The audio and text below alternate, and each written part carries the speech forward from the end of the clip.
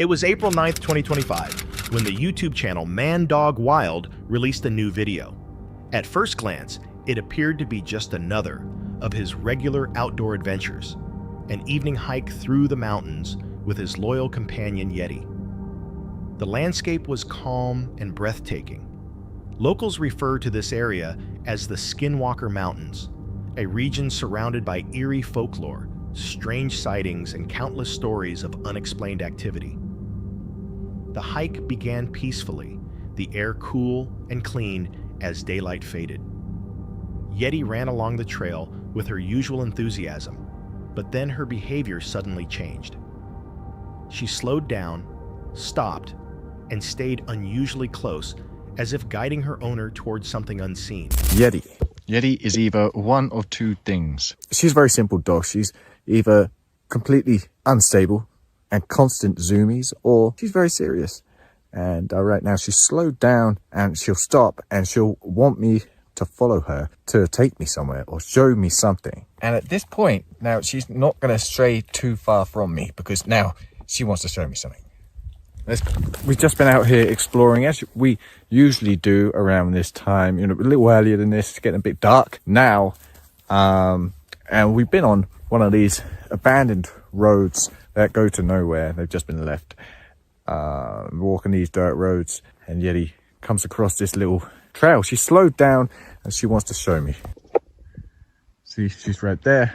She's not running. She's not got the zoomies as she normally does. She's staying close by. She's scenting something. Their route veered away from the main trail and onto a narrow, overgrown path that felt untouched for decades. The deeper they went, the heavier the silence grew. Then, hidden beneath the trees, they stumbled upon something disturbingly out of place. Yeti was checking out this stuff. It looks like a...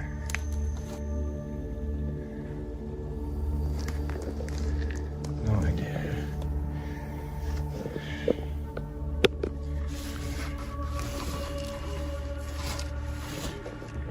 Wow. That's just scary, huh?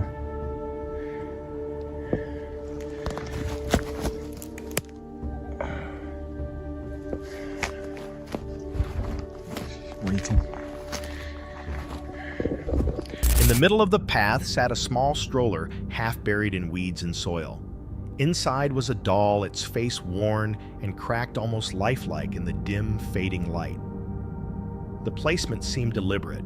They were miles from homes, roads, or campsites. Whoever carried it here had done so on purpose. Nearby, carved deep into a large rock, was something even more unsettling. Well, at least we're out that plantation now.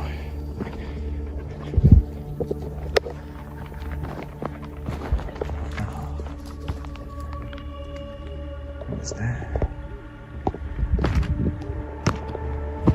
Is this sister?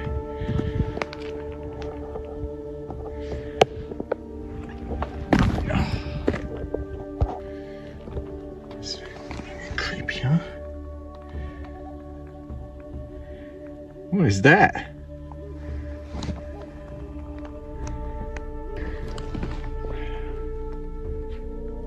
So, this is where she leads us? I don't know what. That's super strange, huh? Like burnt into the rock.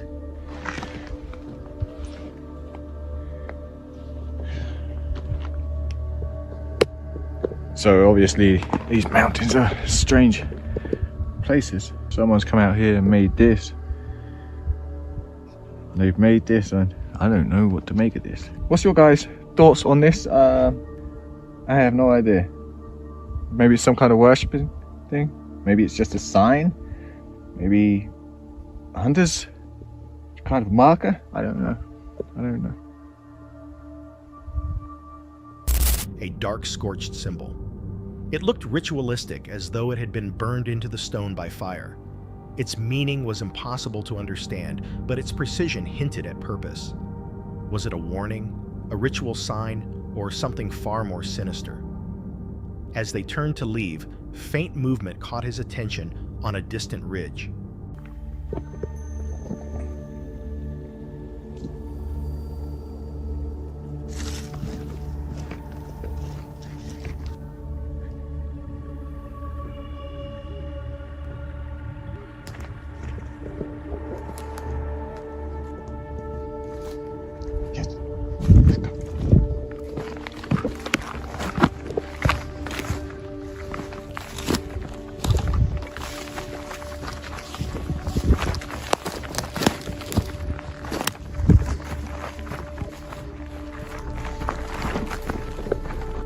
I'm not going the way of the plantation.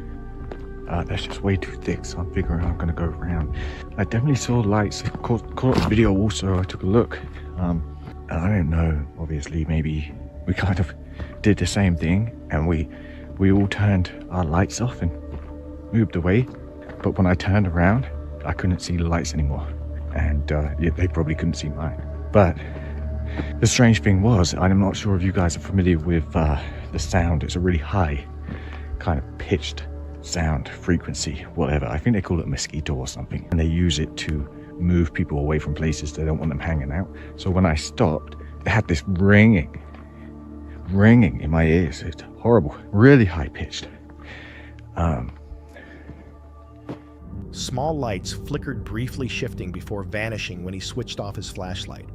Seconds later, a piercing, high-pitched noise cut through the air, mechanical sharp and without any clear source. The sound resembled urban deterrent frequencies meant to drive people away. Yet out here, deep in untouched wilderness, it felt more like a warning meant for them. Throughout it all, Yeti remained strangely calm. The dog, normally alert to every sound, didn't bark or move. That stillness was somehow more disturbing than the noise itself. Taking a longer way back, he avoided retracing the same path. The lights didn't return. The ringing faded, and the symbol stayed unexplained. Some believe the stroller and symbol were signs of ritual activity hidden deep in the forest to avoid discovery. Others think the sound came from devices designed to scare trespassers. Together, the object's markings and sounds form something too deliberate to dismiss, as if someone wanted to create fear. Was it coincidence or evidence of something organized within the Skinwalker Mountains? And perhaps the most chilling question, did Yeti stay calm because she already knew exactly what was out there?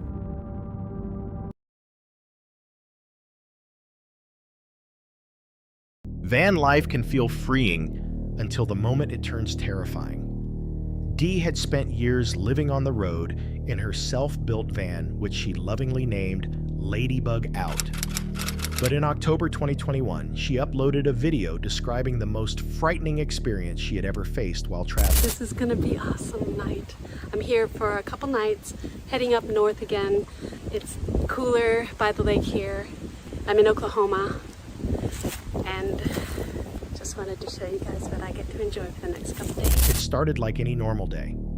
She parked her van in Oklahoma, went for a short hike, and enjoyed the crisp open air. When she returned, the weather had shifted. The wind picked up, whistling through the trees as darkness crept in.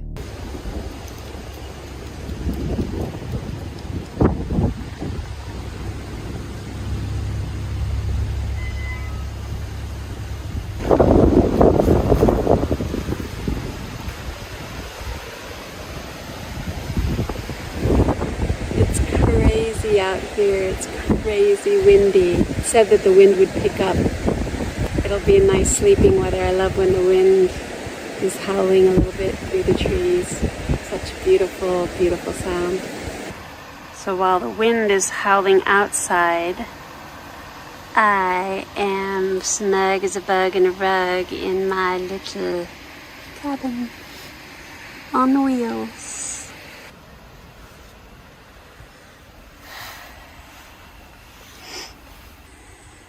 There's another camper right over there. It's a tent. They came in today.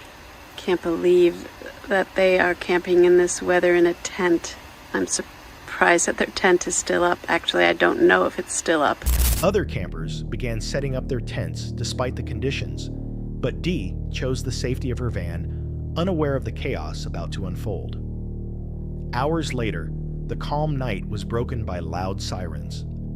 Her phone flashed with an emergency alert. A tornado warning had just been issued.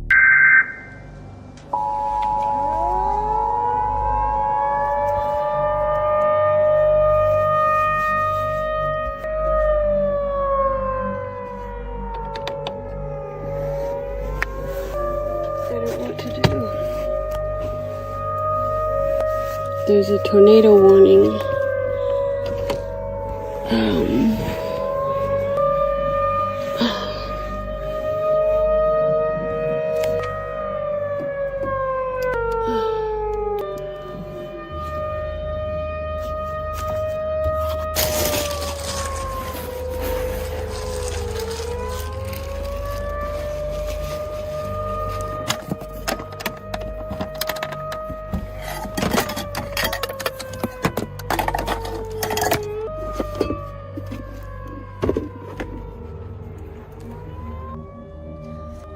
So there was a severe thunderstorm warning, tornado warning issued just a minute ago.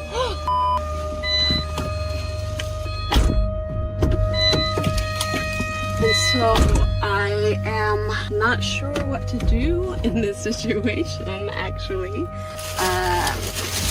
I thought that somebody would come around.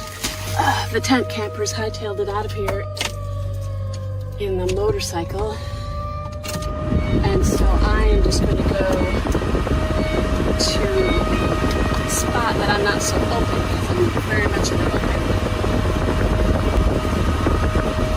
open. Disoriented and half asleep, she realized her van was parked out in the open with no real protection. Lightning split the sky as she jumped into the driver's seat, desperately searching for somewhere safe.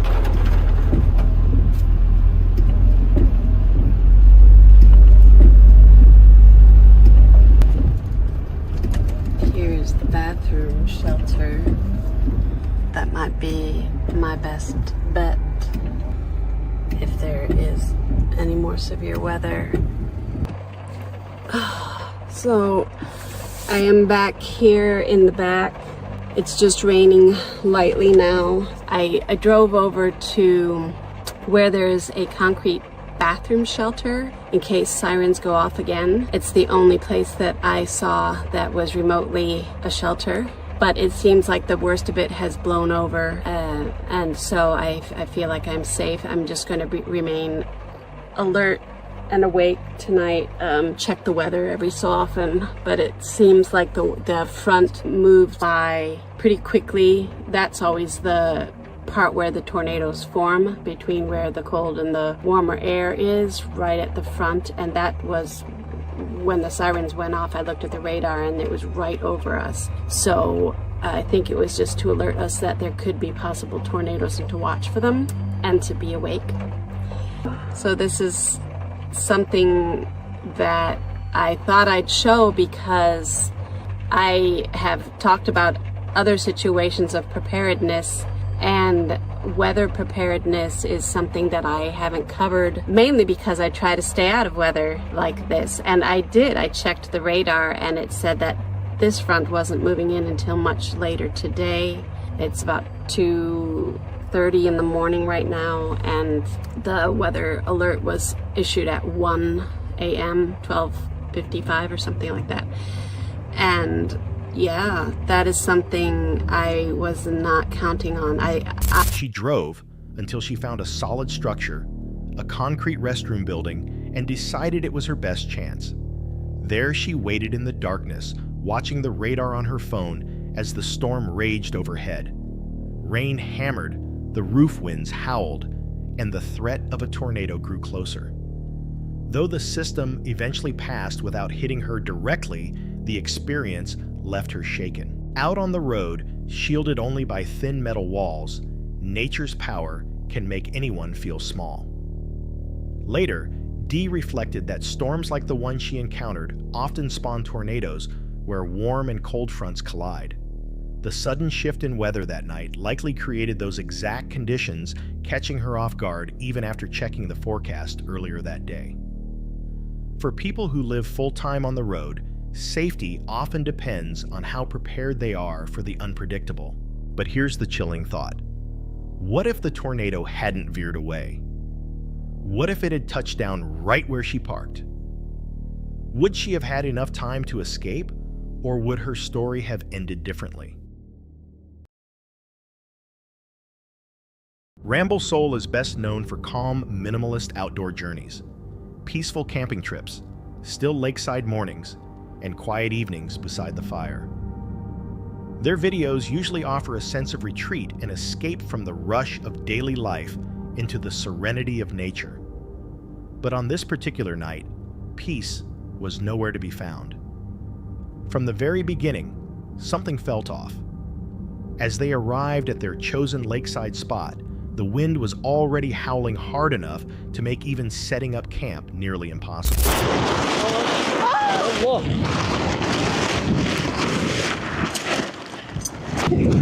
Beni sürüklüyor.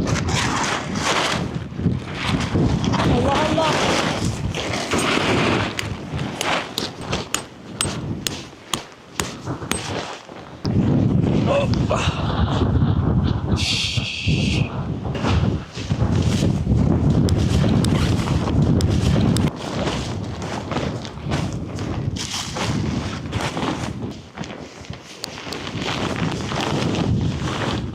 Ha, çakamıyorum da.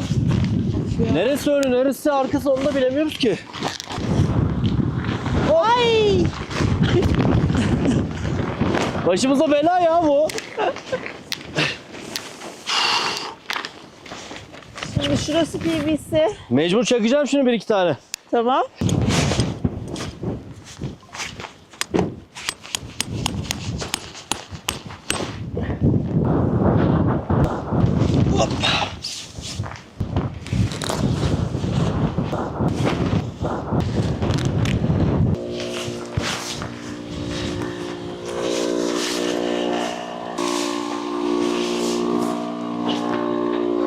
The terrain was open and uneven, every attempt to raise the tent ending in chaos. Poles were ripped from their grip stakes, refused to stay anchored, and the tent fabric snapped violently in the gusts. At one point, the entire shelter almost lifted from the ground. Hayır! Of ya! Nasıl yapacağız biz ya? Hop hop hop! Paraşüt gibi oldu bu. Ha. Aa! Aa! Geldim.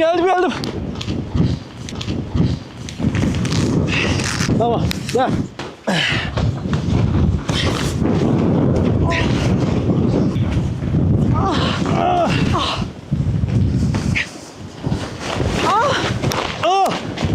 Yuh! Evet.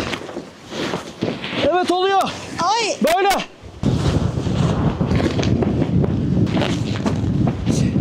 Çekemiyor musun? Çekemiyorum.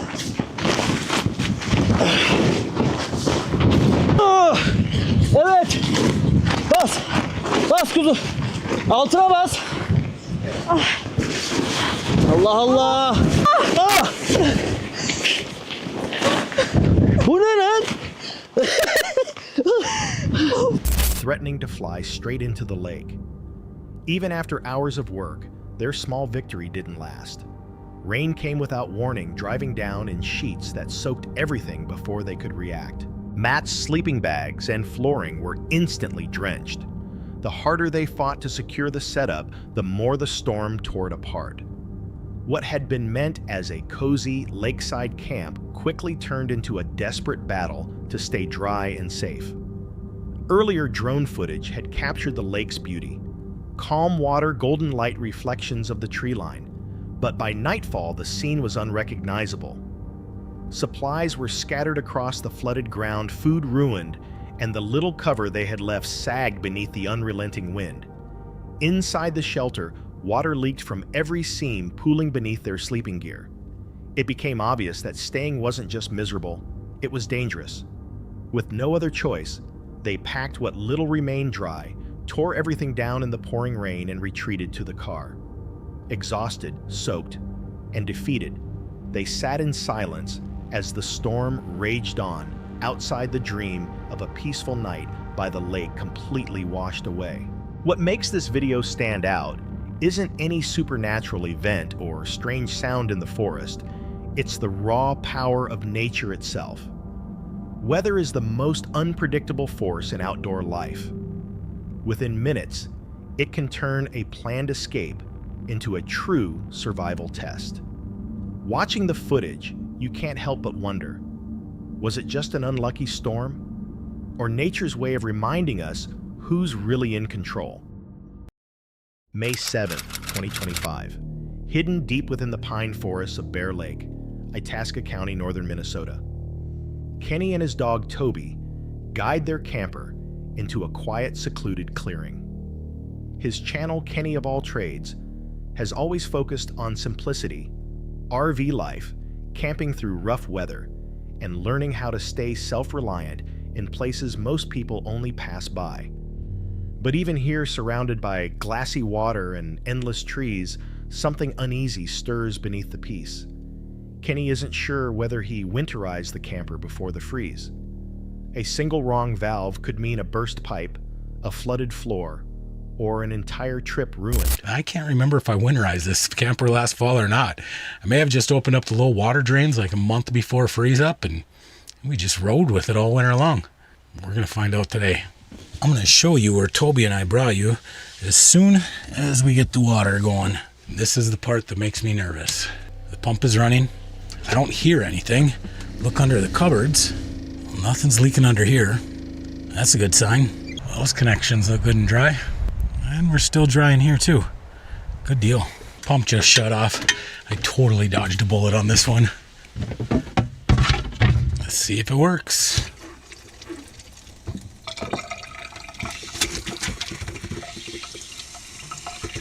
It's getting there. The strange thing is the water pump is not kicking on, and we're running low on pressure. Let's see what happens in the bathroom.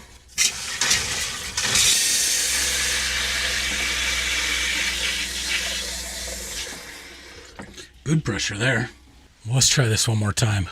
It's a little bit better. There we go. And the trap is dry. All right, let's get to it.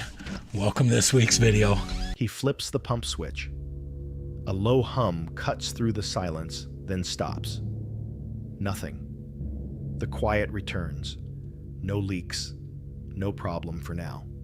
As morning fades into afternoon, Kenny and Toby explore the area. He studies the county's posted rules. This spot is maintained by the county, and they do have a couple of rules here, but I think that the rules actually make for a lot more enjoyable experience, and they're simple to follow. No reservations. It's first come, first serve. No more than one group here. And then it's limited to no more than 10 people. They designed the sites for just 2 sleeping units, so you can only have 2 campers up here. The last rule I see get broken often, and it's just that they don't want you to be blocking the boat landing. It's possible that someone's gonna come in here, still try and land a boat. No reservations, 1 group per site, 2 campers maximum, and always keep the boat ramp clear. They spend hours cleaning rusted cans, glass bottles, and even an old car starter buried under the pine needles. Why do we always find car parts, he jokes, though his laugh fades quickly into the stillness of Bear Lake. As the sun lowers, tires crunch on the gravel road. A white van appears, towing a small boat. The driver rolls down the window. Well, this one was a first for me. I just got done cleaning up that campsite, and a van pulls in. He's got a boat in tow. He rolls his window down and says, "Hey, do you mind if I set up a tent next to your camper?" Normally, that doesn't happen. But I noticed he's got a couple of kids in the back. They probably want to do some fishing, so how am I supposed to say no to that? These campsites are getting full. This afternoon on the way up here, I had to put up the drone and use that to scout some of the spots that I have pinned on Google Maps, and everything's full. He did grab the fire pit, brought it over by the tent, so we're probably gonna do some cooking on the solo stove tonight. That's all right. I've been camping thousands of times. Those kids, probably only camping dozens of times. Toby and I, me and you, we're still gonna have a relaxing evening. Kenny pauses, then nods. There are children in the back. The family settles in beside him. Later, the fire glows in his Ozark smokeless stove. Toby curls near his feet as Kenny cooks country sausages, watching the last bit of light fade over the lake. He mentions maybe finding a new spot tomorrow, somewhere quieter, maybe better for fishing. The next morning he packs up and drives toward an old campsite near a narrow bridge, a place he hasn't been in years. But halfway there, the check engine light flashes. The truck begins to lose power. Kenny coasts to the shoulder, gripping the steering wheel. No cell signal, no help. Moments later, My fuel light came on probably 2 miles ago. I mean, I should definitely have enough fuel in the tank. The problem is that this road is a really steep downhill angle, and I've got a sump in the fuel tank, so there's just no fuel to draw. I'm back on kind of level surface right now, so I'm going to try and prime my fuel system. I hope I don't have to prime the filters and everything, but we'll see if we can't get this thing going. What a day. All right, so I removed the intake, try and pump this bleeder up. This screw is stuck. Of course it's stuck. Okay, let's see if we can do anything here. All right, the aftermarket fuel pump is on. Let's see if we can bleed the system this way. I'm not even hearing any gurgling coming out of there. What in the world? Give me a little bit of pressure. Just nothing. I really need to crack this screw though. I don't have a big enough screwdriver. Maybe I'll just cross my fingers and crank it over again.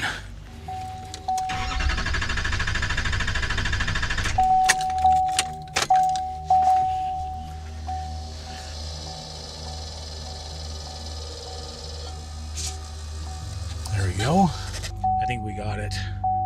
Except I'm covered in diesel. Get up there now. Come on.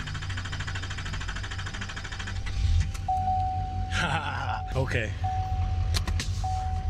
Let's see how many miles I got. Oh, stop it.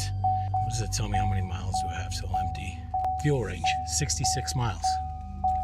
Now it's just got to get air out of the line. All right, it's running.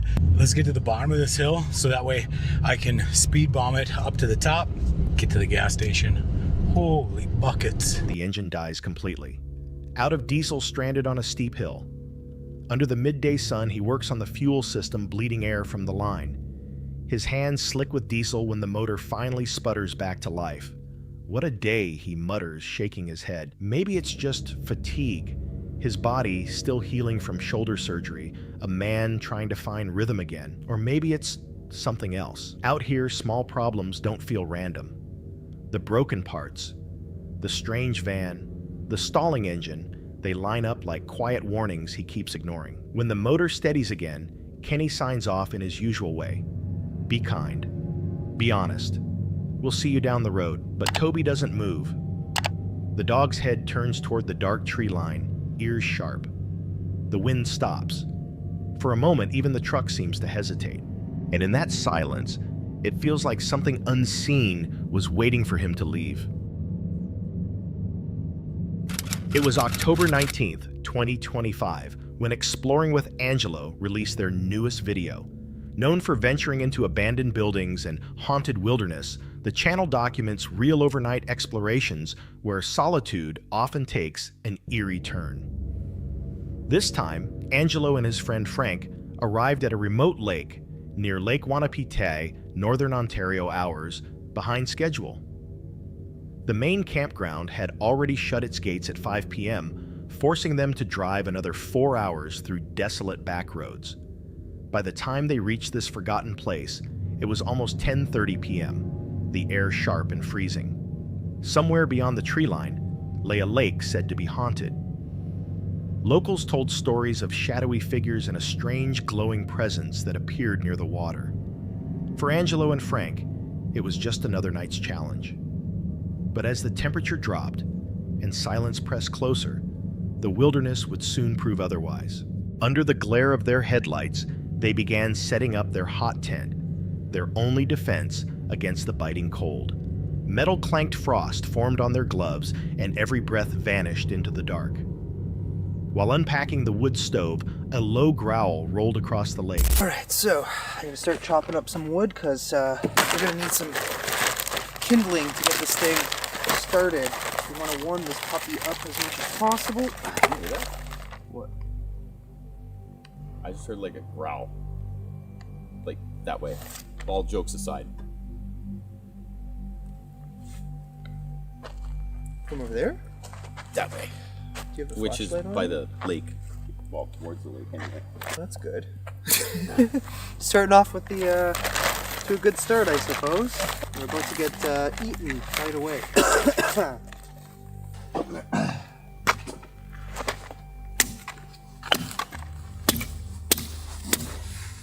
There, see, I'm hearing it again. What? Like someone talking. I don't know what. At first, it sounded like it was coming from there. Now it sounds like it's coming from that way. I don't know. Who knows?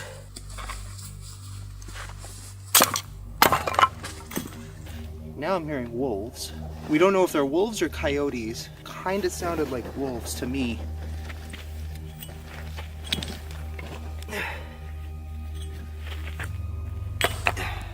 Angelo froze, scanning the trees.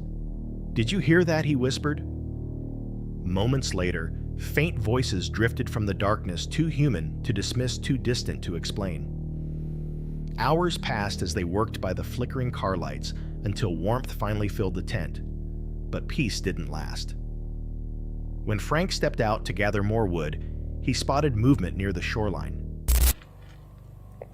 Does it sound like something's moving back there? Yep. It's like walking, like someone's walking, right? I mean, we haven't really gone back there yet, but... Ugh, I'm so tired. I know, me too. I've been on the road literally all day, but... I mean, we keep hearing voices. What if somebody's, like, down there? Maybe, like, night fishing or something. I mean, it could be. Could be. Let's go check. Let's just verify. I mean, it wouldn't be ideal without lights, but, you know. I mean, I guess. Would you want to be out here without a flashlight? I mean, I guess not. Or some means of being able to see? Make sure I have the car keys. Because it is pitch black, guys. Once we shut off the lights, like, it is Yeah, it's black out here. You know, use this as like a boat launch? It could be. Because I'm pretty sure this goes. Oh, Is there? there's a car. Oh? We did not notice that when we got here. Whoops. Maybe somebody else is camping out here?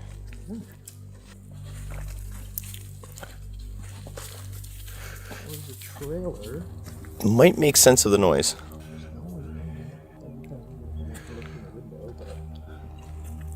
Oh, there's a fire pit. So, Following the noise, they found something unnerving, a truck and boat trailer abandoned by the ramp. The registration sticker read 2022. No campfire, no footprints, just silence. Back inside, they tried to ignore it. Angelo cooked dinner on the wood stove, sausage, spinach, mushrooms, the kind of meal meant to calm the nerves. But the footsteps came again this time, right beside the tent. Hey, there's something outside. yeah. What the hell's that?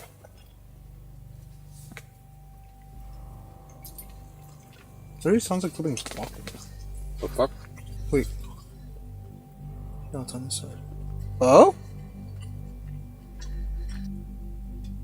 That was weird. That was very weird. What's interesting, I know I haven't explained the story yet. I'm about to get to it just after we finish eating because we're starving. But apparently that's a thing that happens here. Like people hear like movement, like walking around the tent. I just really don't feel like checking right now because, well, I'm eating. If I do see something, the food may go flying. See if we hear it again. That was my stomach, but I swear it sounded like a rock like smashed or something. That was definitely a rock. Right? Okay, now I'm confused.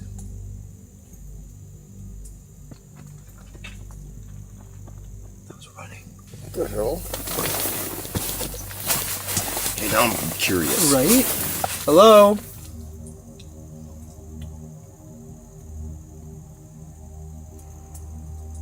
Someone out there? That was weird.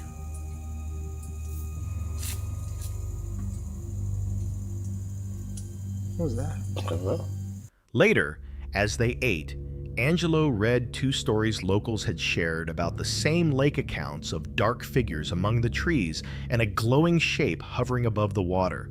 And as he reached the final line, a laugh echoed outside. It wasn't the wind. It wasn't an animal. It was human. They rushed out but found nothing, only the faint outline of the same abandoned truck still untouched. Desperate for answers, Angelo turned on the spirit box. Static filled the air. Then a voice broke through. Lily. To be frank, the woods. The words froze them where they stood. Inside the tent, the silence returned, but neither man slept. Could the voices and laughter belong to other campers? Possibly. But no one ever came back for that truck. The growl, the footsteps, the whispers, all too deliberate, too close. Maybe the legends surrounding this lake weren't fiction after all. When daylight came, the truck remained. No tracks, no movement, only the same cold stillness hanging over the water. If no one ever returned for it, then who was laughing outside their tent that night? It was November 16th, 1924, when Sur Ronster, a YouTube channel famous for its electric bike adventures and underground explorations, uploaded a video unlike anything they had done before. What began as another casual ride through abandoned tunnels quickly turned into something much darker. I was not going to post this video. Something happened that I cannot explain. It was caught on camera, and if I wasn't there, I would think the video is fake. That's why I didn't want to post it. But here we are. Strap in, and trust me, what you're about to see is 100% real. The host opens with a confession. He almost didn't post the footage. Something occurred inside that tunnel, something he still can't fully explain. The crew prepares their gear and coordinates over walkies, setting out to reach the end of an old underground passage said to contain graffiti untouched for more than 70 years. The deeper they travel, the narrower and hotter it gets. What starts out as excitement slowly transforms into unease. The ceiling lowers, the air thickens, and their engine sounds begin to echo in strange, unnatural ways. They stop briefly to tag their mark on the damp concrete before pressing farther into the dark. Then their walkie signal dies. The realization hits they're completely cut off. Surrounded by nothing but dripping water and silence, they continue deeper. Claustrophobia builds. About 5 miles in, they take a break. That's when the host hears it. We need to report instantly. Let's go. You realizing we're out of range now? We turned back to meet up with the other guys and all stopped to have a drink. I didn't want to stop. I felt pretty anxious being 5 miles deep in an underground tunnel with only one way in and one way out. I took my helmet off and stopped recording, and after about 10 minutes while one of us was talking and the rest of us were quietly listening, I heard 2 clear voices coming from the direction we just turned back. So I immediately put my helmet back on, powered on the GoPro, and hit record. But it turned out later that my clip never recorded. And that's only the very beginning of where it gets really difficult to explain things. Thankfully, Tonka was recording. His YouTube channel is What's Good America 1, and that's the angle we're looking at right now. So at this point, I had heard 2 male voices and told everyone to be quiet. I pointed my flashlight down the tunnel and see nothing. We all hear nothing. Then in the opposite direction, a loud noise, the first noise we heard the entire hour plus we spent in the tunnel, startles all of us. All a little freaked out, we literally run out of the tunnel. It was a very long ride back out before this happened. We're going to be performing some extreme stunts coming out the tunnel. I advise you get this on video. We continued having a good time before calling it a day. And you're probably thinking, that's it? You heard a loud noise? No. Here's where it gets really creepy and hard to explain. Later that night, Tonka sends me a text. Bro, I think I caught ghost audio. Bro, look at this. He attaches a clip and says, it sounds like it was said right into my mic as if someone was whispering it into my ear. And I know it wasn't me because I was trying to listen for sounds. I'm about to play the clip and I need to know down below, what do you think? Remember when we thought we heard something, bro? Listen. This is when you went to check it. Did you hear that? That was not me, bro. I didn't make that sound. What the fuck? Bro. To me, it sounds like someone whispering Lula directly into the mic. At first I thought maybe Tonka whispered under his breath, but let's remember where his mic is. Here I have the same exact microphone that Tonka was using. It was right here, so when you're talking normally it can hear you. That was why you had it there. But if you're whispering, you can't the same way if you're whispering here, you would have had to been here to say Lula. Lula. I listened to it 100 times with my girlfriend that night, and we agree it kind of sounds like me, but this audio is directly off Tonka's camera, and I was not even close to whisper distance from his mic. Like I said at the beginning, I wouldn't believe this if I wasn't there. Two male voices, faint but clear, coming from the same direction they entered. He grabs his GoPro, switches it on, but later finds nothing recorded. Moments later, from the opposite direction, a loud metallic crash echoes through the tunnel, sending the team sprinting back toward the exit. The laughter, the thrill all gone. Only fear remains. Later that night, Tonka, one of the riders, reviews his footage and discovers something disturbing. A whisper caught near his mic, softly saying what sounds like Lula. The host demonstrates that the mic was too far away for anyone to whisper into it, ruling out a prank. Two voices, a dead camera, a whisper too close to be natural. Each could be coincidence, but together they suggest something far stranger. Was it just interference, an echo playing tricks, or did something inside that tunnel want to be heard? The host doesn't pretend to know. He only knows what he felt was real. And as the video ends, he admits one thing: if he hadn't witnessed it himself, he'd think it was fake. In this unsettling encounter, exploring with me, Marlowe C. documents a solo wild camp deep inside a dense and isolated forest. Everything begins uneventfully. After a stormy, rain-soaked day, she sets up her shelter. The woods are damp, the air heavy with moisture, but her mood stays positive. As dust settles, she cooks a simple meal and talks casually about her gear, comfort habits, and the usual routine she follows during her trips. The overall feeling is relaxed, even cheerful. But once night arrives, the tone shifts. It's beautiful. The air smells fresh. It's not stifling hot or anything. The reason I have a sweatshirt on is because it's cool, but it's raw, you know, and just because of the humidity and stuff, I have it on. Let's get back to the tent. Taters.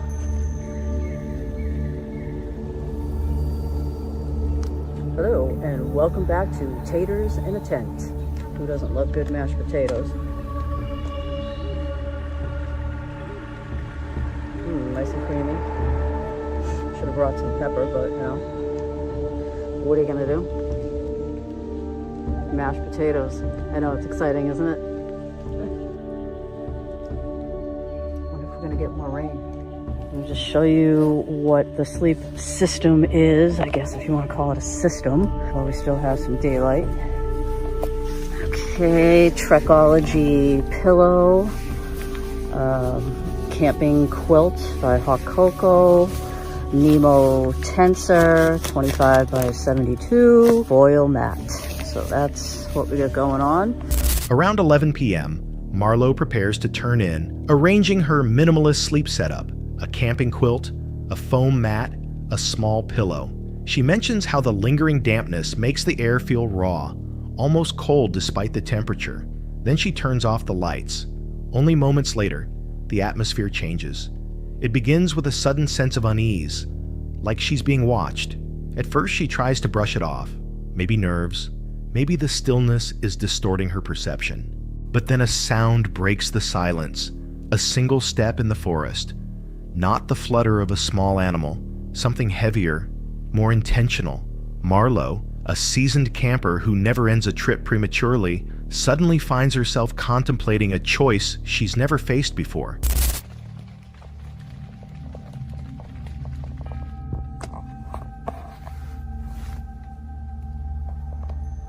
What's that?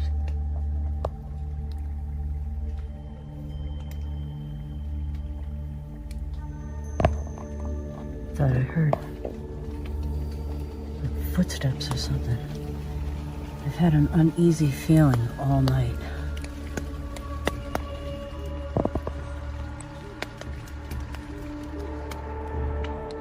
Hello? You ever get that uneasy feeling and you don't know why? I mean, I feel like I'm in like a safe area, but I don't know.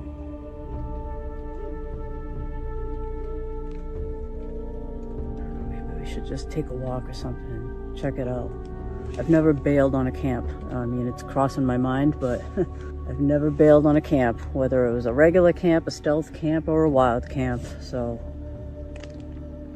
Leaving the site behind, she steps outside. The rain has passed, yet the quiet feels dense, almost as if the entire forest is holding its breath. She notes that what she's sensing doesn't feel like normal wildlife. This presence seems deliberate, focused, and it isn't fading. Eventually, the tension rises to the point where she has to act. She makes a rare decision to pack up and head out, fast. Oh boy. Yeah, I don't know, you know. I've never bailed a camp. Sorry, I'm just like wiping my face. I've never bailed a camp, but I've just got that like negative energy feel or vibe or whatever it is, and I could have sworn I heard like a crunch of a footstep or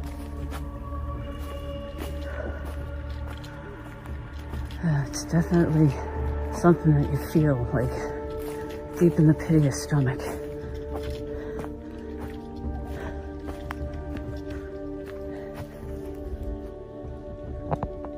I wonder if you can almost hear my heartbeat. Listen.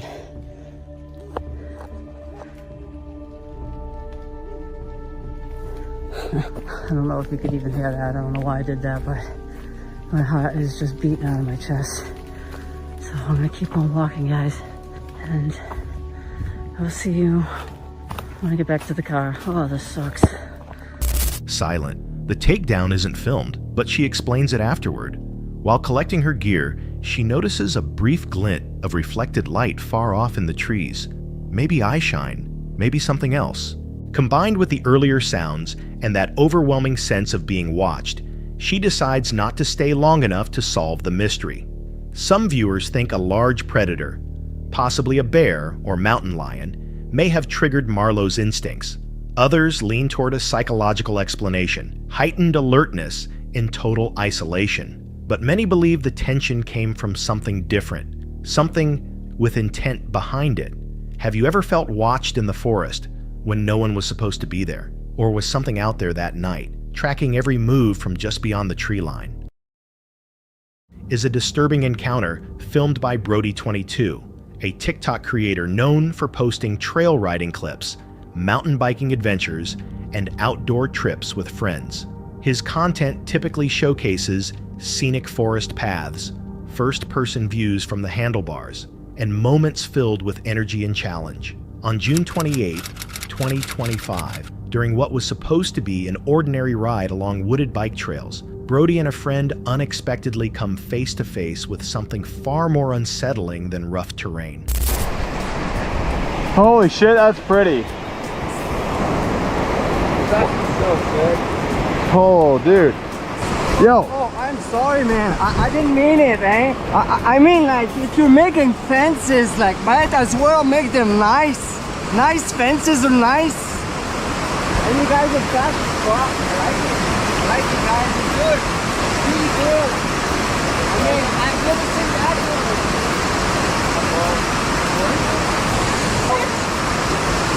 Who's the bitch? Which one? Which one is the bitch? No, no. No. Whoa, what the hell? Who's the bitch?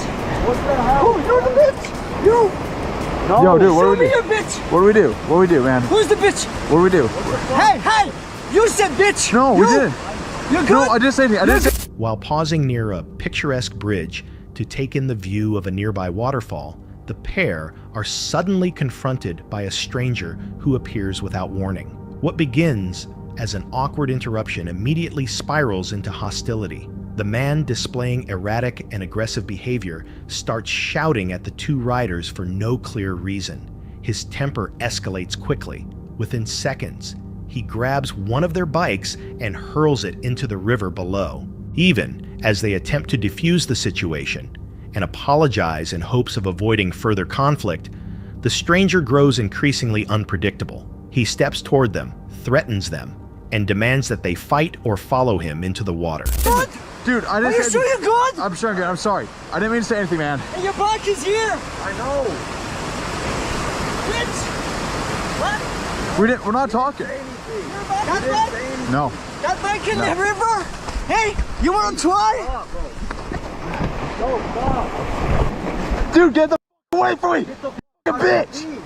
Dude, we don't want to cause problems. No, dude, please. You just please said stop. it again, man. Because you're hitting me, please. Buddy, stop. We don't want to fight. Buddy, please stop. Please. You do that again. You go in the river. Okay, I'm sorry. You I'm sorry. hear me? We're sorry. Do you I'm hear sorry. me? I hear you. I'm sorry. I'm sorry. There's 2 bikes there. They could be in the river. Okay, we're sorry. I'm an asshole. I'm a bitch. But I won't do it because you're young as fuck. We're sorry. I'm 48. I'm really sorry, man. You want to do it again? No, we're sorry. We'll leave. We're sorry, man. We're sorry. I'm really sorry. You might need a break. We'll take a break. We'll just chill here. We'll just chill, man. Okay? Hey, you know there's a cougar around here. The cougar is chasing people. Okay. I don't know that cougar. But watch yourself, boys. Okay, we'll be careful. Watch yourself, boys. We'll be careful. You want to punch again? No. You want to kick? Show me your skill. You want to go in the river with me? Man, I'm really Hey, sorry. you want to go in the river with me? Swim, maybe. You want to swim because biking is boring. We're not trying to cause anything. We'll leave, man. We'll leave. Hey, you did 1 fence, 2 fence. Bitch, you called me. I don't know. Who called me, bitch? His agitation intensifies as he continues making disturbing remarks and aggressive movements. Throughout the ordeal, Brody and his friend keep their composure, focusing on de-escalation while maintaining distance. After several tense minutes, the man finally backs off just enough for them to retreat and get away safely. The clip ends without further confrontation, but the tension of the moment is unmistakable. Based on the man's sudden outburst, many viewers speculate that he may have been impaired by drugs or alcohol, or possibly dealing with untreated mental health problems. His rapid shifts in behavior and sudden physical aggression were deeply alarming and could have led to something far worse. Encounters like this highlight that during outdoor outings, the biggest danger isn't always the environment. Sometimes it's the unpredictable people you encounter. How would you have reacted in a situation like this? Tonight's unsettling footage comes from the YouTube channel It's Bates, a creator known for late-night explorations inside abandoned structures, eerie tunnels, and remote forest areas where unusual activity is often reported. On November 24, 2023, 2 explorers entered a dark, isolated stretch of forest shortly after 1 a.m., expecting a routine nighttime outing. Guys, so we started hearing like really weird things.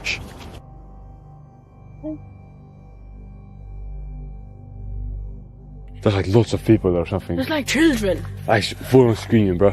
You know, we just came to the forest, you know, wanted to explore. Yeah. What the heck was that? What the heck was that? I thought I saw a light, bro. So. Oh, look. What the? Bro, look. What is that? You see that? Saw something, like lights, bro. Let's go. It's weird as hell, bro. Like actually, bro. That is like interference, bro. We're going. Really? Yeah, bro, look.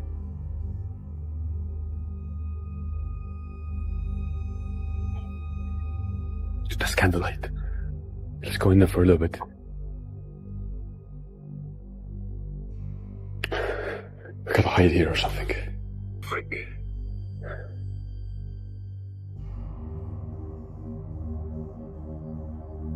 Where's this place, bro? Let's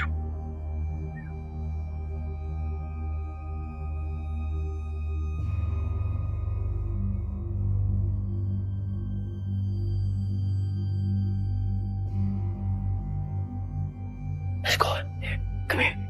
Come here, bro.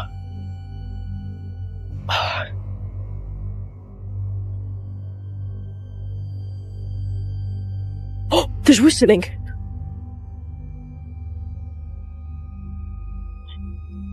Wait, bro, where are you going? Oh.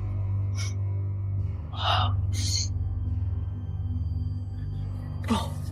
Be quiet, dude. People there, I swear. They're like a cult or something, dude. They had candles, I swear. They had candles? Dude, I swear. I swear on everything, they had candles. Keep the footage uncut. Okay. Freak. What they encountered instead was far from ordinary. Not long after stepping into the woods, they began picking up disturbing sounds. Distant screams, faint whispering, and bursts of light flickering between the trees. The peaceful atmosphere quickly shifted into something unnerving as the noises grew louder and moved closer. Looking for cover, the pair came across an old, deserted tunnel. They slipped inside to regroup, but the tension only escalated. Freak, we're in the tunnel, bro. Guys, it's so creepy. Why are there people here? It's 1:35 a.m. I still hear them. Bro. Let's go. What was that? Did they came from outside or what?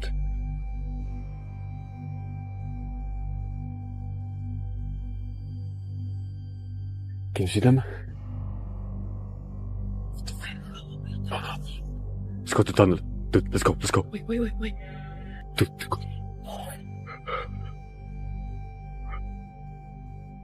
Quiet, bro.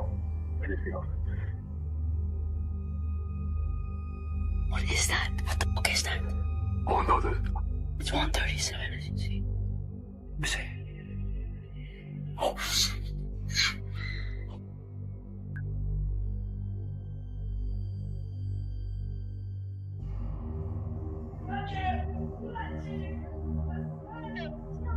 You see that?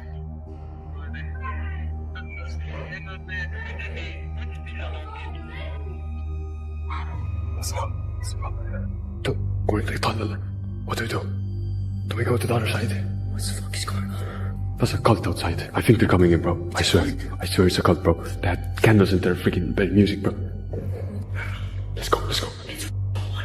Dude, let's go. They're outside. Dude, I'm not sure. Hey, no, dude, let's go. Let's go to the other side of the tunnel and then let's get the hell out of here. Dude, this is Satanic, bro. I swear, yesterday we saw that upside down cross on the house, and now it's like there's like people with candles and they play music. I swear, bro. Look, freaking 666, bro. This whole place is Satanic, I swear, bro. Wait.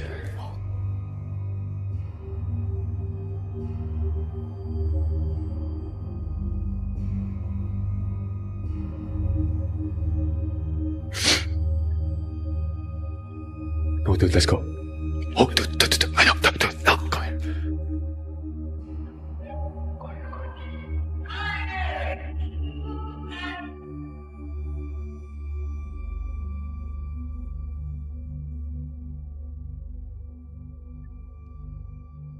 Dude, go.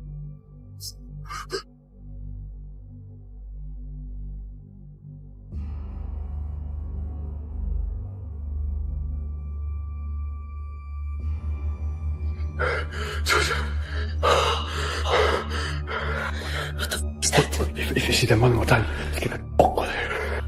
Turn it off. They have a flashlight. The other time, the light shined right in front of me. It shined like right on me, bro. Wait, we're going. Oh my god. I don't see them. Dude, they have like the lights, bro. They have lights. There's it. Okay.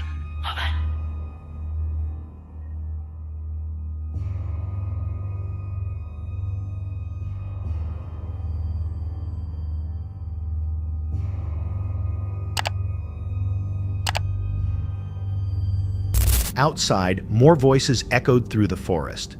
Soft music drifted through the air. Then they saw them. Several figures standing among the trees, each holding a candle. It didn't feel random. The timing, the behavior, and the ritual-like appearance of the group hinted at something more, possibly some type of ceremony taking place deep within the woods.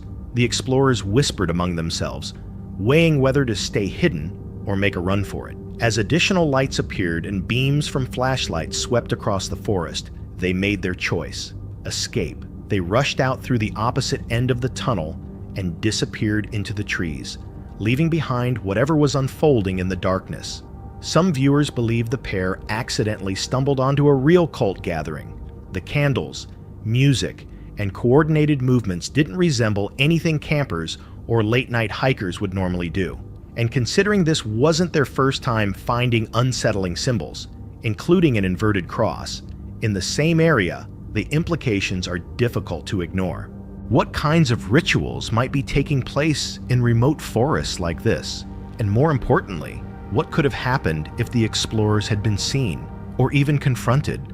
Would you return to the woods after witnessing something like that? The next unsettling clip comes from metal detecting in Alaska, a channel run by Keith, who documents his treasure hunting trips across the rugged and isolated landscape of Alaska. On January 29, 2020, while navigating a muddy backwoods trail, Keith and his grandson Joe encounters something they never expected to find. All right, so me and Joe are coming out this old road, and we have to cross this giant little mud bog. So he crosses, and I'm just about to cross, and he says, "Hey, I thought I saw some kind of footprint." So we started looking, and check this out, guys.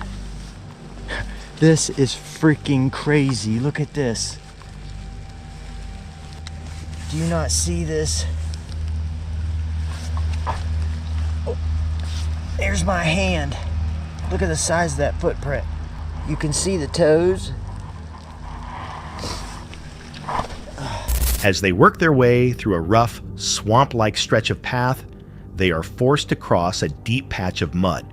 After Joe reaches the other side, he calls out to Keith, pointing towards something partially buried in the muck. When Keith gets closer, they realize they're looking at an enormous footprint, pressed deeply into the ground and surprisingly well preserved. Wow. I think that's like a Bigfoot footprint, dude. Yeah, that's crazy. Others probably stepped here. It looks like a right foot. And then jumped. Over there and kept on going. Wow, that's crazy. Look, there's another big mud hole up there. Let's go up there and see if we might see another one. Yeah. Bigfoot! The track is large enough to dwarf an adult hand, and its shape is unmistakably foot-like, complete with clearly defined toe impressions.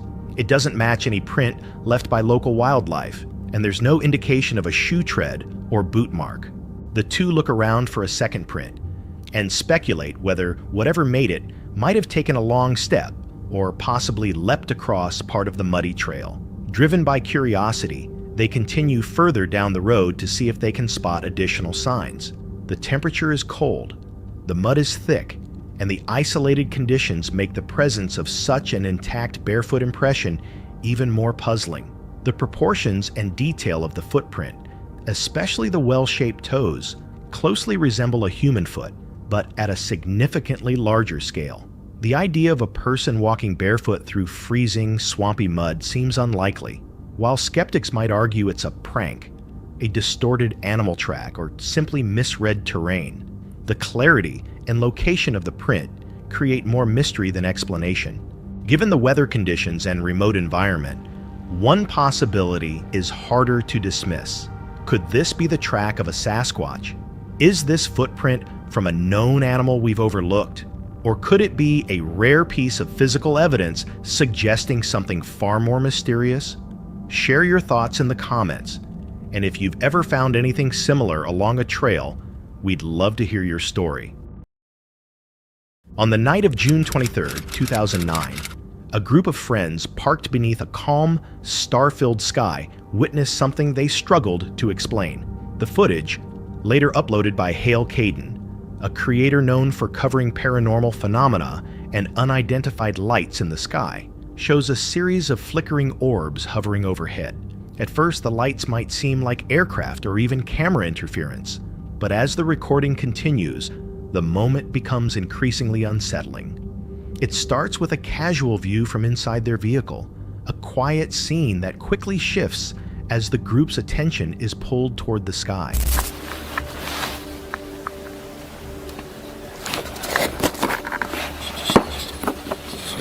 Yeah, looks like they're recording. Are there lights still there? Still in the same place. Can I borrow that? Oh my goodness. See? Oh. 3. And in a different position. That's cool. I should get the telephoto and then zoom. Above them, 3 bright orbs drift quietly, each one shifting in intensity without any recognizable pattern. The pulsing isn't consistent or rhythmic, and the lights refuse to mimic any normal behavior associated with commercial planes, helicopters, or drones. As the group adjusts their angle, zooming in and out, the lights still fail to show predictable movement. Most strangely, the orbs seem to change position depending on where each person stands. Moving just a few steps in either direction changes how the orbs appear, almost as if they exist from some viewpoints but vanish or shift from others. Trying to capture the moment more clearly, the group cycles through several pieces of equipment: night vision cameras, smartphone lenses, and long-range optics. Yet regardless of which device they use, the lights distort on camera, warping in ways that make it difficult to tell whether they're extremely distant or disturbingly close. Despite the odd visuals, the group stays remarkably calm. There's no panic or dramatic outburst, just quiet, focused tension as they sit near a small fire, staring upward. As they continue recording, the moment becomes more personal. One person comments on how close the orbs look through a telephoto lens, and that observation seems to shift the mood. Whatever they're seeing no longer feels harmless. It feels uncomfortably intimate.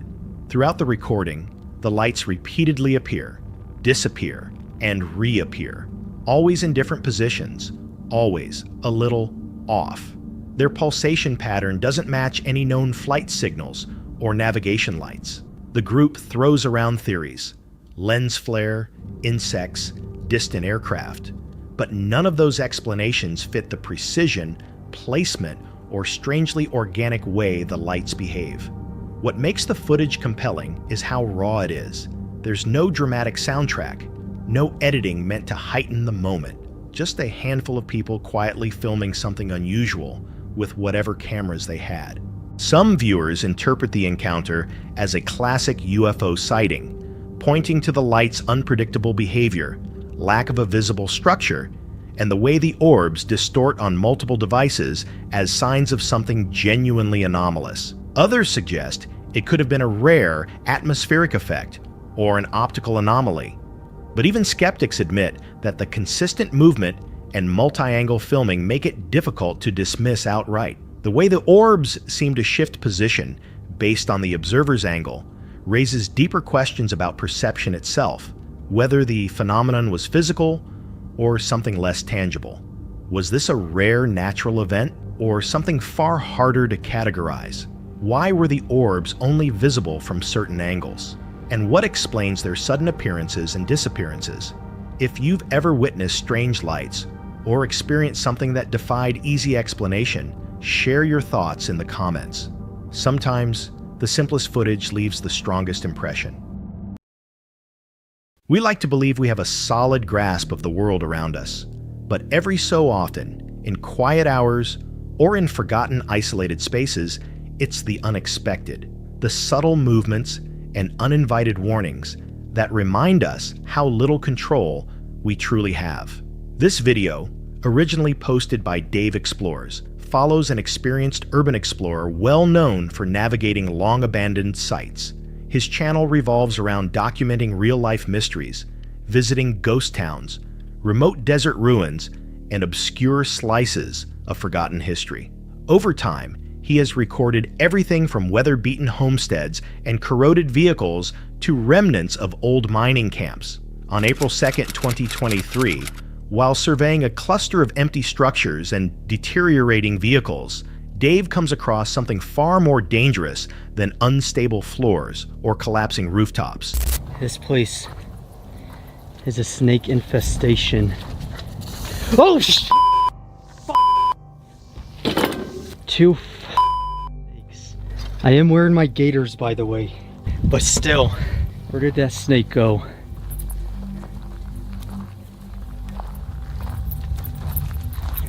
So this is that other vehicle I was referring to. Turns out it's just a cab. And looking back at what we just looked at, that's the building with the Toyota Corolla. And there's that other house right there, which we're not even going to. So let's continue onward. Like, I'd love to see what's in that house, but it's just not gonna happen. Not today.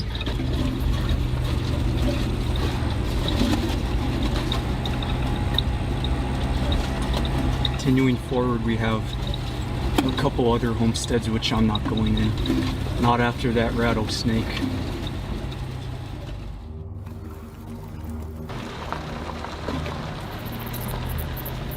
Two snakes, one likely a gopher snake, and the other unmistakably a rattlesnake. The situation intensifies immediately. The rattlesnake coils and strikes toward Dave.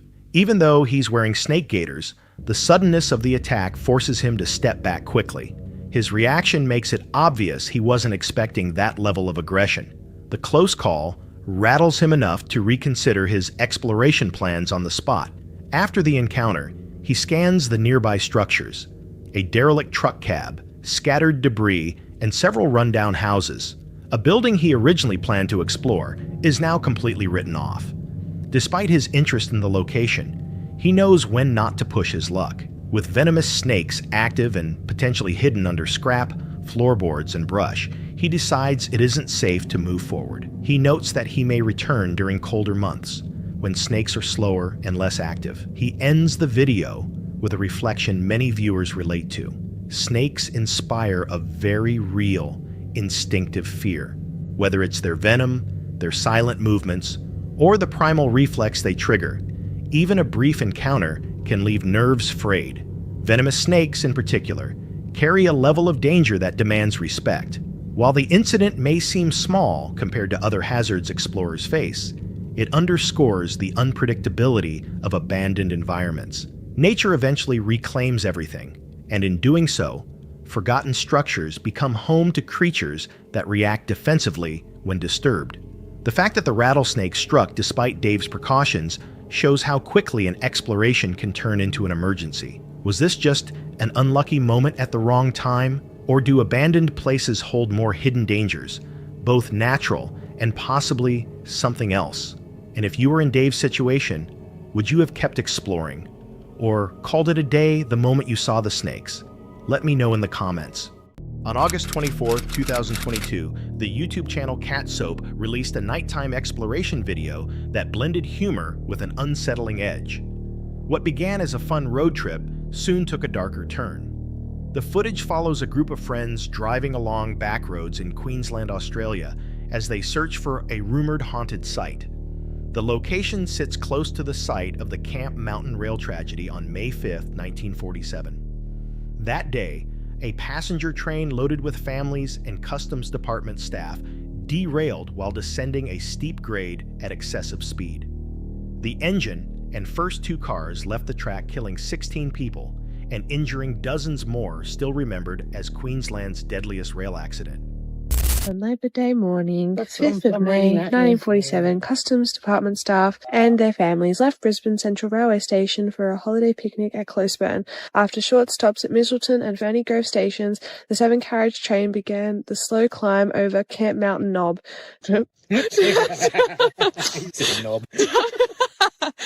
Downhill from the knob, the train gathered speed and started to sway alarmingly, heading into a left-hand curve 20 miles per hour too fast. The locomotive tender overturned, pulling the locomotive off the track and into an embankment. The first two carriages telescoped into the overturned locomotive. In Queensland's worst train crash, 16 travellers died, including the driver and fireman, and over 30 were injured.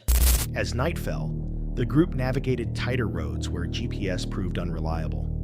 The area felt remote, resembling private land rather than public. They debated whether to continue or wait for others to arrive. Though the mood stayed casual, a quiet unease crept in. They eventually stopped to wait inside their car.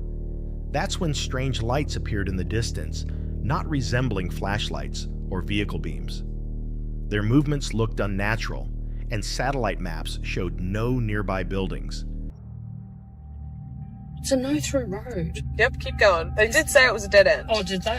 How do I turn around? Yeah, this must be it, eh? Yeah. But you know what the good thing is that I've got my car facing the right way if we've got to make a quick getaway. Yeah, that's why I told you to turn around. Can we actually talk about like how scary it is just to be sitting here, the two of us ladies in a car, in the dark, in the woods, just waiting for a rest? I never said that. Are you calling Troy and Clayton? the thing is, any car that comes in, because we're facing this way, the headlights are going to go into our eyes, so I'm going to be prepared to duck. Oh, true. I'm going to be like this.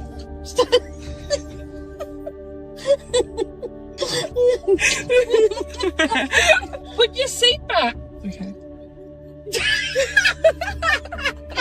Beatrice. Oh, Beatrice. Beatrice, and she's like, George, that car just stopped down there. And then he comes out, and we're sitting here in our car, and you see this big black shape come marching towards the car, like with his straight shoddy. ahead. Well, you can't see his shoddy. Oh, we're unaware that the shotgun is present. You can just see his shape. Oh, I wouldn't even wind the window down. Oh my god, oh my god, oh my god, oh my god, oh my god. The area was entirely wooded. As they tried to make sense of it, the lights drew closer. One member thought they saw a dark figure near the car. Another noticed several lights moving independently among the trees. Nervous laughter mixed with confusion and fear as their footage captured flickering lights shifting direction in ways that added to their unease. Phone checks confirmed there were no structures nearby, only dense forest. Still, the lights continued moving in ways that defied clear explanation. At last, unsettled, the group decided to leave. Can you see? Yeah, you can. You can see it. Look. No, that's me moving the camera, but You guys feel like a wolf? I'm just looking at that light. it's getting brighter That light's getting brighter, and it's moving. and it's moving. Is it? I don't know if my eyes are playing tricks. There's another one over there too. Lights are moving now. Moving forward or closer. Okay, so this track doesn't go round that way. No, it doesn't. Okay, if that track doesn't go, this track doesn't go round that way. Why was it getting closer to us that way? Okay, come up to the bridge. Are you guys hearing anything? Yeah, it's getting closer. We heard what that light What is is- moving. That light. It's like Someone walking. no, but moving it's sort around. of, it's staying in the same spot, but going like. Yeah, it goes to the left. Oh, maybe they're just looking for something, don't they? No, we yelled out. You hear? Oh. We were going hello. Did you get anything back? No, So does it look like a torch or does it look like something that else? looks like a min, Min-min. not a min light, but a. What's that down there? Go maps. Just Google Maps. Go to satellite view. You're already on satellite view. So just zoom in and just have a gaze at what's here. Fucking nothing. Look, It's trees. It's trees. Show the boys. like it's just trees. Okay, got it again. I'm going to zoom in. So what the hell? See, look. It's literally, you can It's see just the dirt. trees. You can see the dirt on the ground. The lights might have simple causes, wildlife reflective insects, or hidden properties beyond sightlines. Yet with no clear infrastructure nearby and the erratic movement of the lights, the mystery deepened. Considering the site's tragic past, some might wonder about lingering energy or paranormal traces linked to the Camp Mountain crash. Whatever the truth, the experience left its mark. Were the lights something natural? Or had the group encountered something far stranger in the Queensland bush? Hold on a sec. If you're enjoying this so far, make sure to hit that subscribe button. Let's continue.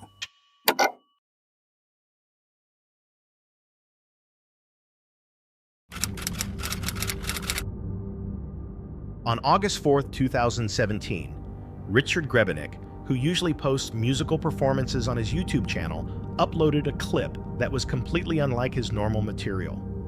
Instead of music, it was a disturbing report of an incident that profoundly rattled him. He had been staying at his rural summer residence, a quiet and well-known refuge. Everything seemed ordinary, until one evening, something odd showed up in his backyard. At first, he only glimpsed it briefly. The figure looked strange, almost like a creature, and vanished before he could grab his device. Later that same night, the unidentified being reappeared. This time, Richard was ready. He set his iPad by the window and began filming, hoping to record evidence of what he had seen. The footage captured a pale, humanoid shape moving closer to the house. Its motions were slow, deliberate, and unnerving, its head jerking sharply as if scanning its surroundings. Distressed Richard called a nearby priest for assistance.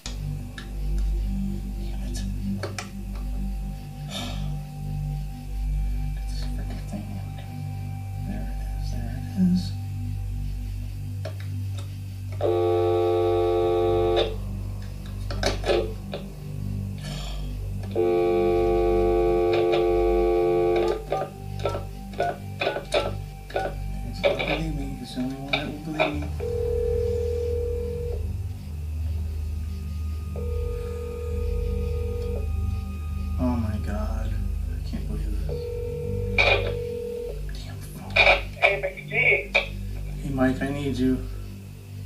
I can hardly hear you. Can you hear me now? Can you hear me now? A little bit. Yeah. Alright, you're not gonna believe this. I got it on video now. People think I'm nuts. It's on video, it's playing right now. I put the iPad in the window and now this thing's coming up to the steps in my backyard, Mike. What's coming up? It's like a weird demonic looking thing and it's like a human and it's all scratched down. And this is the second time this happened this week. And as I'm talking to you, this is all on recorded and it doesn't see me. I'm in that, you know, that sunroom? Uh-huh.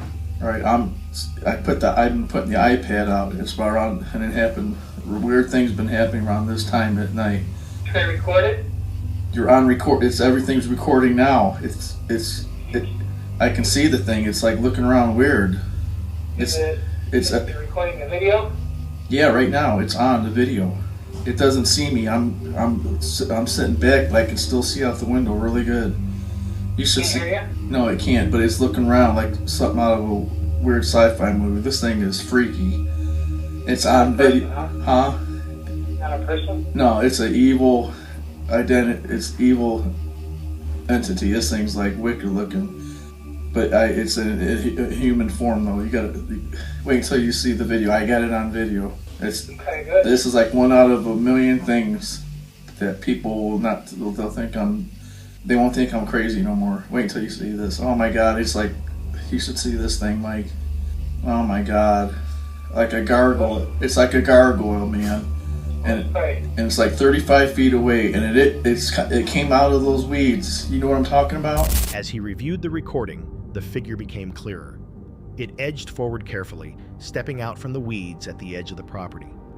It did not act like an animal. Its stance and motions were too intentional, too unnatural.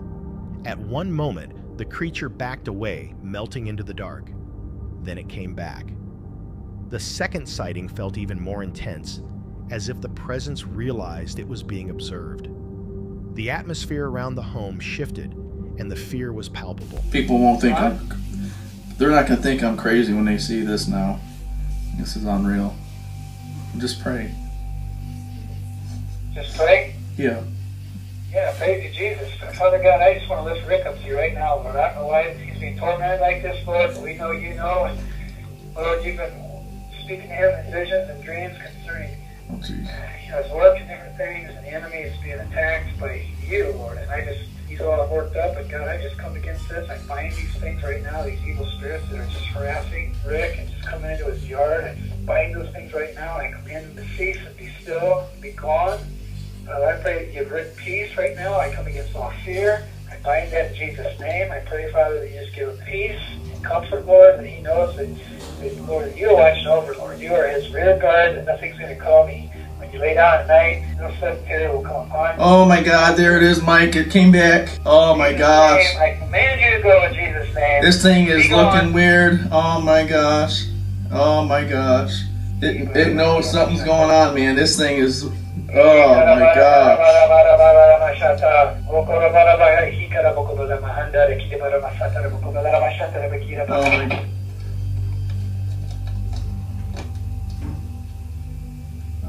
I don't know what happened. We got disconnected. I even called the minister. It went back. It went back. It went back. While the priest prayed over the phone for protection, the creature's actions altered.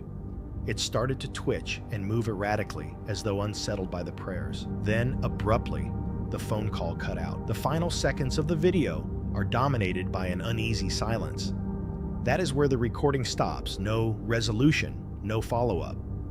Only unanswered questions and haunting images linger. Some viewers argue the figure was supernatural, perhaps a demon, a restless spirit, or something far older. Others point to its odd anatomy and suggest it could be a cryptid or a mutated organism. Detractors, however, call it an elaborate hoax, maybe involving a costume or digital effects. Yet those who have watched the unedited footage insist the fear in Richard's voice and the natural movement of the being feel too genuine to be faked. If the video is authentic, then what precisely did Richard film outside his home? Was it a chance encounter, or was he singled out? And most unsettling of all, might it come back ever again?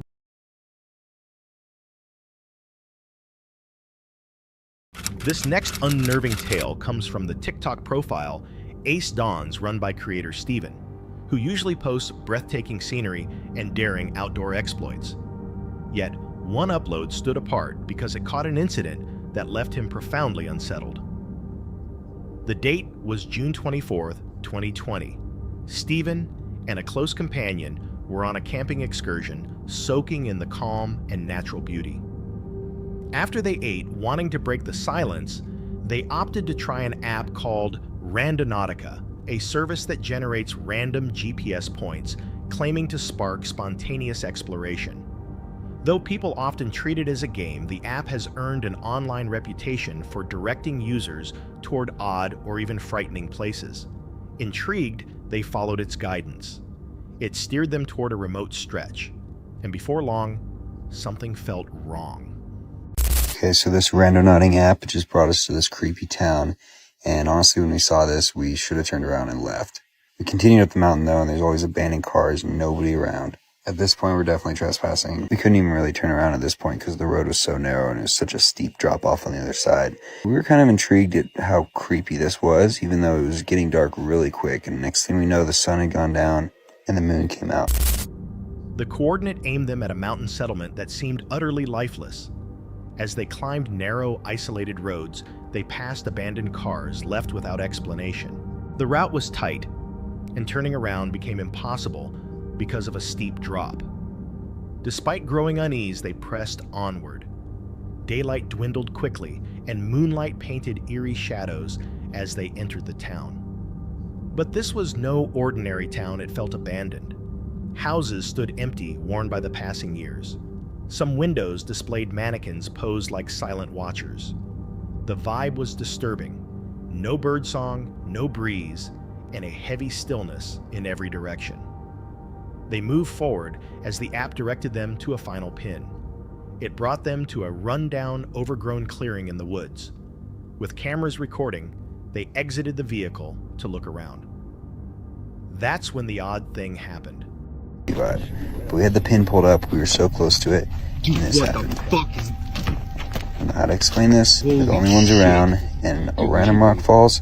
I think that was a sign that we should leave. But we kept going. Everything about this place was just giving me really bad vibes, and when I looked into here and saw this, as soon as I realized it's some sort of face, we took off running. I don't know what it is with this town, why there's always abandoned cars, and no people, and mannequins in the window. A heavy rock suddenly rolled nearby with no animals or movement evident. It appeared random, yet also like a sign. Their anxiety spiked. The place radiated a malevolent energy, and as they rummaged through debris, something caught their attention under a pile. Beneath fractured boards and scattered rubbish lay an item shaped like a face.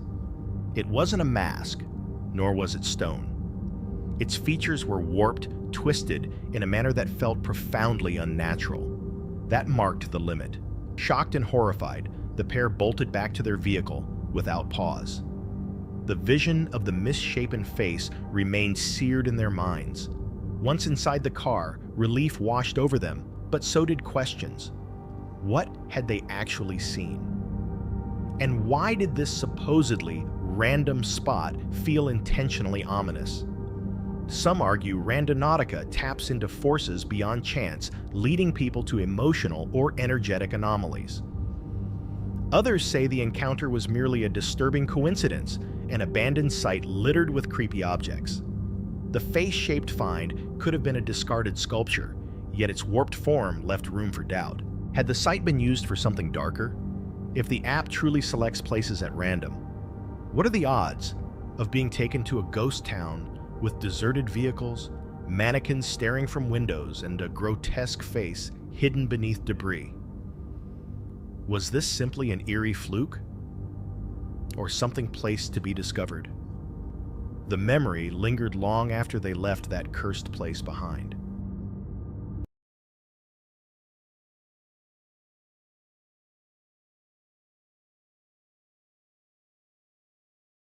This footage comes from a YouTuber known as Saucy Seth, whose channel usually highlights off-grid van, living solo camping trips, and chilling explorations. On October 2nd, 2024, he set out to spend the night near a place wrapped in dark local lore Tower 12, an old coastal watchtower hidden within Cape Henlopen State Park. After digging into the disturbing stories connected to the tower, Seth returned after dark, joined only by his dog Stella. The conditions were miserable. Steady rain, pitch black skies, and an eerie stillness surrounded the area. It's like 9:30 right now, and it's pitch black outside. I'm gonna be so freaking honest with you guys. Like, I'm scared this right now. It's like just now hitting me that I'm the only person out here. Like, I'm in this parking lot, this sketchy parking lot. There's like 2 lights, and I'm the only person in this parking lot. I don't know if I'm just like, if my brain is playing tricks on me, but I feel like I can hear everything outside right now. You know, just thinking about the stories and all the experiences out here. Like, I don't know if they're real or not, or, you know, but hopefully I can just get in there, walk around, check it out, and then leave. I'm gonna be watching Stella, making sure she's good, but we're gonna do it because I said I was gonna do it. I'm here. Yeah, let's go. Stella, you ready? All right. From the start, an unease hung heavy in the air. He parked alone in a deserted lot, lit only by 2 faint overhead lamps, and admitted he already felt on edge. The silence made every small noise echo unnaturally loud. The absence of other people only amplified his sense of exposure. I don't know if you guys can tell. It's raining right now. Guys, my heart is beating so fast right now. We're going down the trail. I don't know. I don't really have a flashlight. Okay, the watchtower is up here. I'm gonna show you guys Stella so you can see her, how she's reacting right now. But the watchtower is over there. I don't know if you guys can see it. It's raining right now, and this is I'm not gonna lie, like, I definitely feel like a very dark energy around here. Hell nah, bro. The energy around this just does not feel right. All right, guys, I gotta get out of here. What was that? Shh. Run.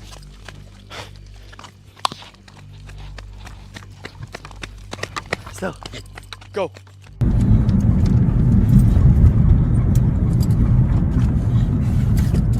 Alright, so it's the next day, and I was kind of watching the video, and I noticed that you guys couldn't see, which is my bad. I did not have a flashlight, which I learned. I thought my phone flashlight was going to be a lot brighter, but you guys couldn't see anything. So next time I'm bringing a flashlight so you guys can see the whole thing. But I don't know if I was tripping or if I was hearing things, or like I said, if my brain was playing tricks on me.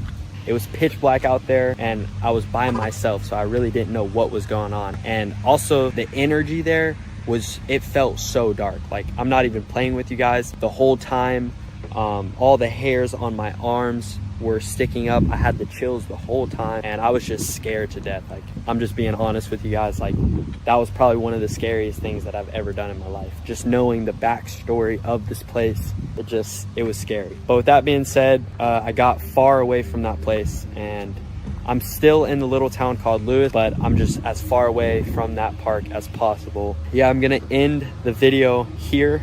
Thank you guys so much for watching. I'll see you guys next. Walking the path toward the tower, his pulse quickened as he filmed the experience. Rain poured, the trail was slick, and the woods remained oppressively quiet. Stella's nervous, alert posture reflected Seth's own growing fear. When he reached the tower's base, he noticed a sudden drop in temperature.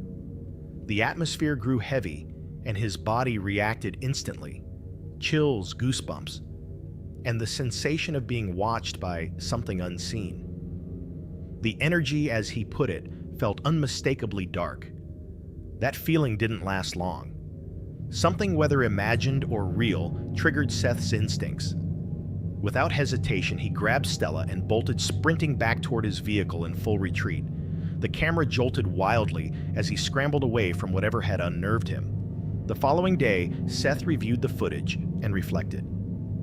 Due to the poor lighting, little was visible on video. Still, the emotional effect lingered. He couldn't shake the thought that something had been there, something connected to the tower's sinister past.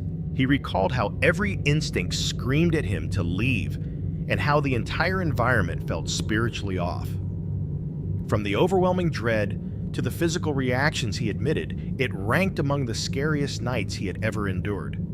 Though no physical proof appeared on film, the psychological intensity of the night was undeniable. Tower 12's isolated setting paired with its haunted reputation likely primed Seth for heightened sensitivity. Yet the repeated physical signs, chills, unease, Stella's anxious behavior, also hint at possible electromagnetic disturbances, or perhaps something truly unexplained. Some wonder whether this could be evidence of an intelligent haunting or a residual energy tied to the tower's past. Was Seth really chased by something unseen, or did the loneliness and fear take over? Could Tower 12 be more than a relic of wartime history, perhaps a vessel for something darker? Share your theory in the comments.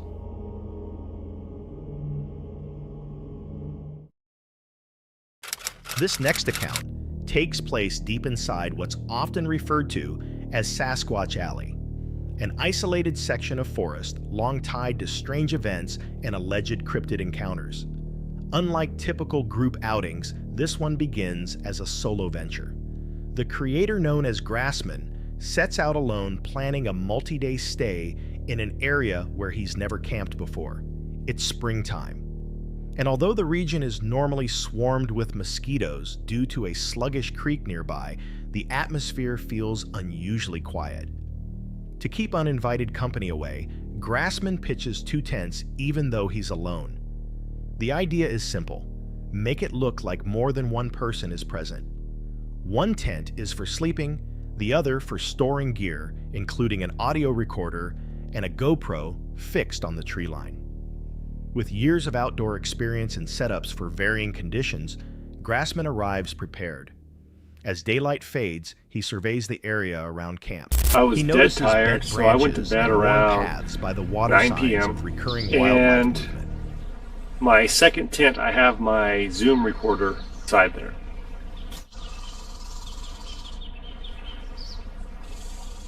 So I set up my Zoom recorder inside my secondary tent, and I went to bed. Somewhere around midnight, I woke up to hearing what I'm assuming is my door handle on my rig, like somebody was pulling on it, just slightly, you know, and I could hear something walking around, and I kept hearing the door handles jiggle a little bit. I have motion sensor lights set up on my rig, and one pointing in one direction, the other one pointing on the other side of camp. Each one would go off at certain points throughout that time period. Something was walking around. I could hear it. So I slowly, while I was laying down, I slowly, you know, picked up my pistol, laid it down beside me, looked at my watch, and it was about 12:03 when I heard the thing start walking around. He notes several spots for future trail cameras. Before settling in, he performs a single wood knock. While considered debatable among Bigfoot enthusiasts, to him, it's more of a calm gesture, a quiet greeting to the woods. By 9:00 p.m., he's inside his sleeping tent while the recorder runs in the second. 2 motion-sensing lights are set near his vehicle, covering both sides of camp. Sometime past midnight, he wakes to a sound, something tugging lightly at his vehicle's handle. Still lying down, he grabs his pistol and checks his watch, 12:03 a.m. For several minutes, he hears movement nearby and sees the motion lights trigger off and on. Something or someone is circling the site. The steps sound deliberate, and the repeated rattling of the door handle suggests more than just animals. At dawn, he inspects the scene. The thick grass and firm soil leave no tracks, and the cameras show no clear footage. But on the car door, he notices something odd. A small, greasy handprint with 4 visible fingers.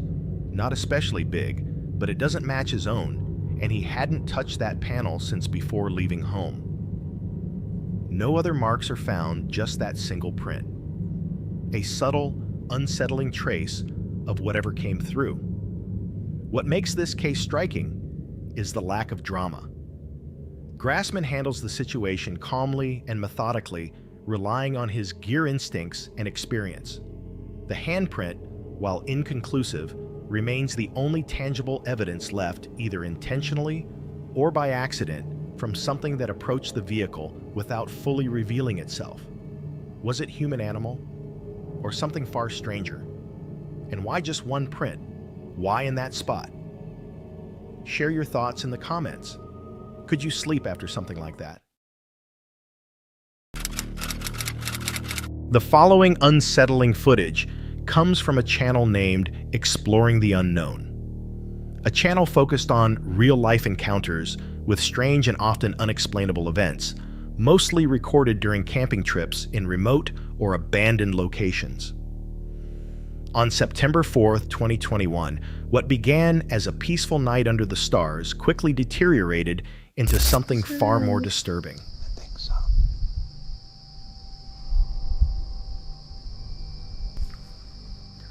Footsteps by that campsite. Dude, there is. What the fuck? Shall we see something? Hello? That had to be another camper. It's 4 in the morning. Who's gonna be up? I know. That's what I'm saying. It's weird. It's fucking weird. But we're up. Okay, here we go. That was weird though. Like it sounded like Across the lake. it. That campsite. It came like directly across the lake, which there's no camp. Well, it's not just our heads. That sounded. Big, and it's weird. I don't think that's a deer. You would hear more than just that. Across the lake is a road. There's no campsites over there. I'm sure of it. But there's a campsite like right over here. No, that's road. Campsite's over there. Yeah. The group had set out for a typical overnight stay, but sometime after midnight, things started to shift. Because of that weird. And you were hearing yelping. I didn't hear any of it. We heard some whistling. We hear a lot of footsteps in the trees. And then gotta hang out here for a little bit or sleep in the car. I agree. I really don't feel safe in that hammock. So I will say, I do not think driving away and trying to navigate our way out at 4 in the morning is the safest, just because it's so dark. And we already have a broken light. That light doesn't really do anything, but we would also alert the whole fucking world of our presence if we drive away. Better than being We eaten. cannot drive fast enough. If someone's really fucking running after us or they have a quad or something. But we have a car.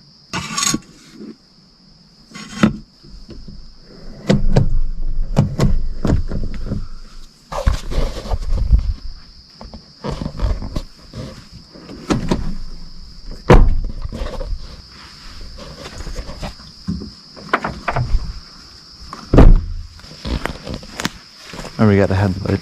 I did forget.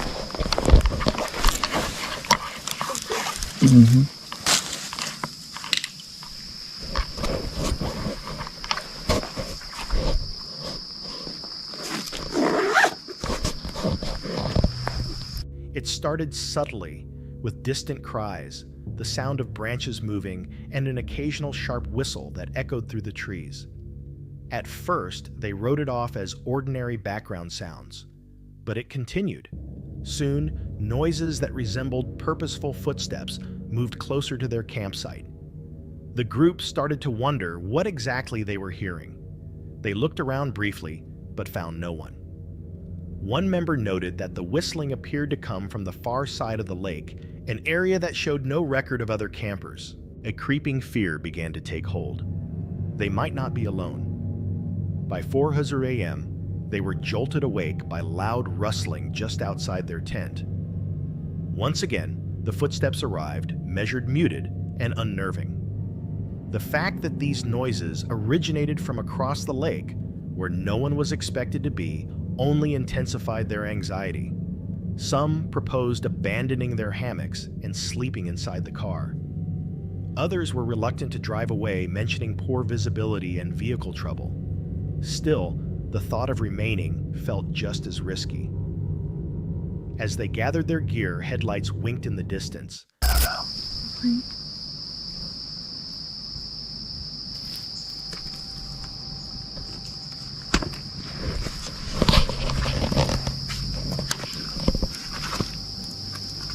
almost feel like I hear quads driving.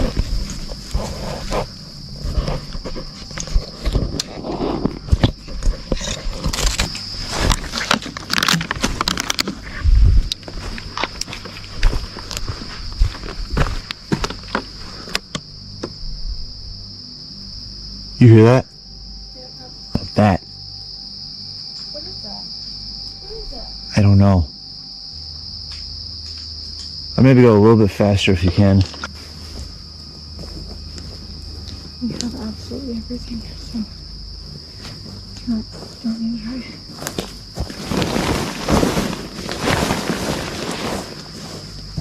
I don't know what to do.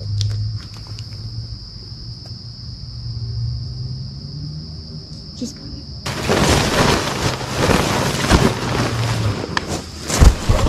Oh, there's a car coming. Got the perimeter roll.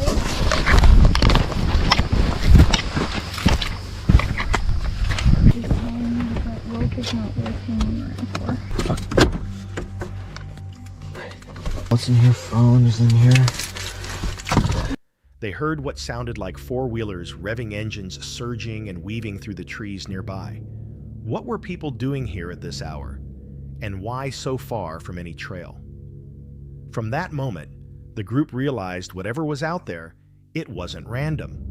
Their presence may have been observed long before they noticed anything amiss. This incident is notable not for captured visuals, but because of the mounting unease and repeated indicators of activity in a place where nobody should have been.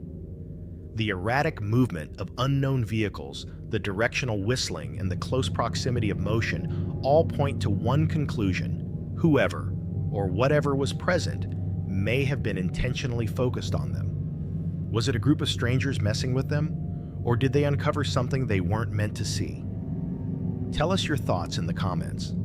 And would you have stayed or driven away into the night? It was April 9th, 2025, when the YouTube channel Man Dog Wild released a new video. At first glance, it appeared to be just another of his regular outdoor adventures, an evening hike through the mountains with his loyal companion Yeti. The landscape was calm and breathtaking. Locals refer to this area as the Skinwalker Mountains, a region surrounded by eerie folklore, strange sightings, and countless stories of unexplained activity. The hike began peacefully, the air cool and clean as daylight faded. Yeti ran along the trail with her usual enthusiasm, but then her behavior suddenly changed. She slowed down, stopped, and stayed unusually close, as if guiding her owner towards something unseen. Yeti. Yeti is either one of two things. She's a very simple dog. She's either completely unstable and constant zoomies, or she's very serious. And right now she's slowed down and she'll stop and she'll want me to follow her to take me somewhere or show me something. And at this point, now she's not going to stray too far from me because now she wants to show me something. We've just been out here exploring, as we usually do around this time, you know, a little earlier than this. It's getting a bit dark now. And we've been on one of these abandoned roads that go to nowhere. They've just been left. Walking these dirt roads, and Yeti comes across this little trail. She slowed down and she wants to show me. See, she's right there. She's not running. She's not got the zoomies as she normally does. She's staying close by. She's scenting something. Their route veered away from the main trail and onto a narrow, overgrown path that felt untouched for decades. The deeper they went, the heavier the silence grew. Then, hidden beneath the trees, they stumbled upon something disturbingly out of place.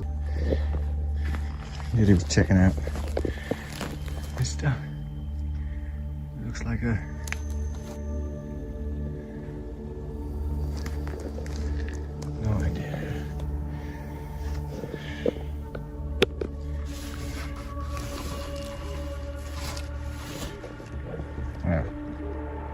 That's just scary, huh?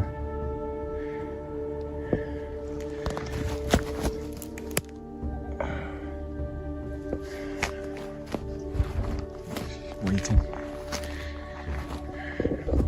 In the middle of the path sat a small stroller, half buried in weeds and soil. Inside was a doll, its face worn and cracked almost lifelike in the dim, fading light. The placement seemed deliberate. They were miles from homes, roads, or campsites. Whoever carried it here had done so on purpose. Nearby, carved deep into a large rock, was something even more unsettling. Well, at least we're out at plantation now.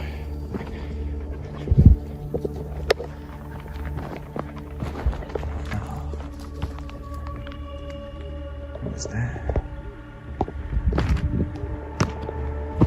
Is this sister?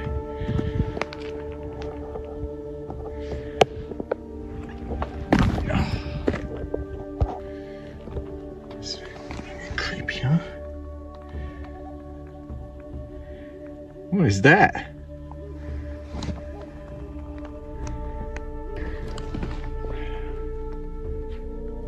So, this is where she leads us?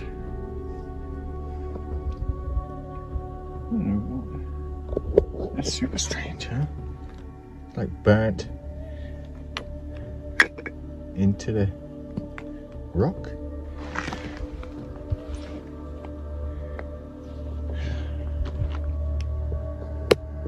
So obviously these mountains are strange places. Someone's come out here and made this. They've made this and I don't know what to make of this. What's your guys' thoughts on this? I have no idea. Maybe it's some kind of worshipping thing. Maybe it's just a sign. Maybe hunters, kind of marker. I don't know. A dark, scorched symbol. It looked ritualistic, as though it had been burned into the stone by fire. Its meaning was impossible to understand, but its precision hinted at purpose. Was it a warning, a ritual sign, or something far more sinister? As they turned to leave, faint movement caught his attention on a distant ridge.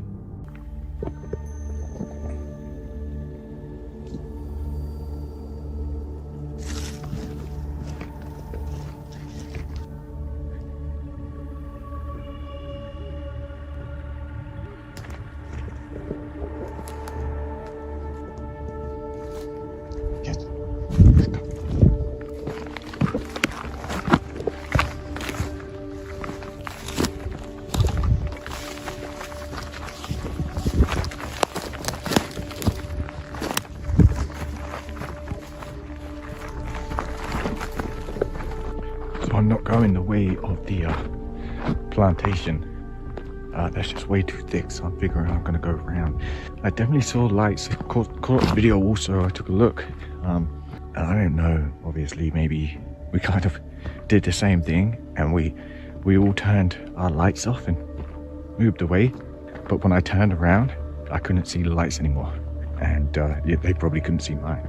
But the strange thing was, I'm not sure if you guys are familiar with the sound. It's a really high, kind of pitched sound, frequency, whatever. I think they call it a mosquito or something. And they use it to move people away from places they don't want them hanging out. So when I stopped, it had this ringing in my ears. It's horrible, really high pitched.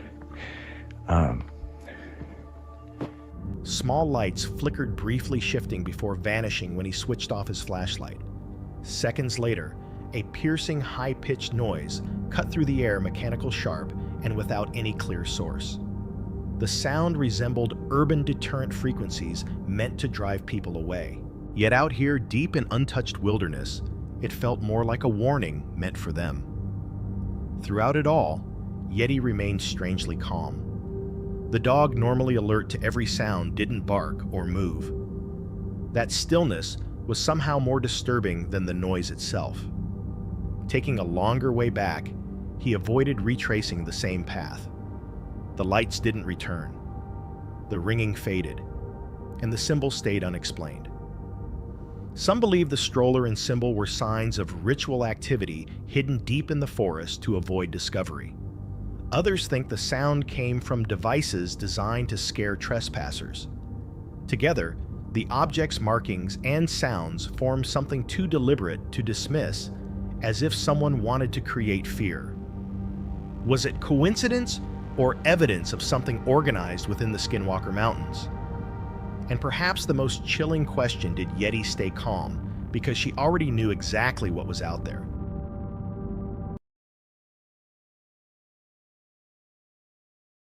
Van life can feel freeing until the moment it turns terrifying. Dee had spent years living on the road in her self-built van, which she lovingly named Ladybug Out. But in October 2021, she uploaded a video describing the most frightening experience she had ever faced while traveling. This is gonna be an awesome night. I'm here for a couple nights, heading up north again. It's cooler by the lake here.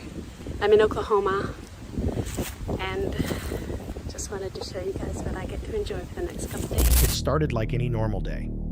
She parked her van in Oklahoma, went for a short hike, and enjoyed the crisp open air. When she returned, the weather had shifted. The wind picked up, whistling through the trees as darkness crept in.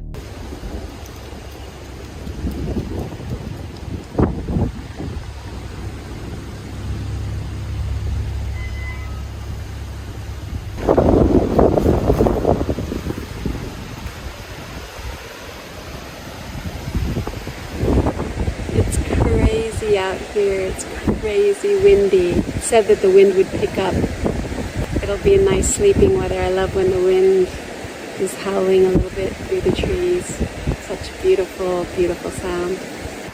So while the wind is howling outside, I am snug as a bug in a rug in my little cabin on wheels.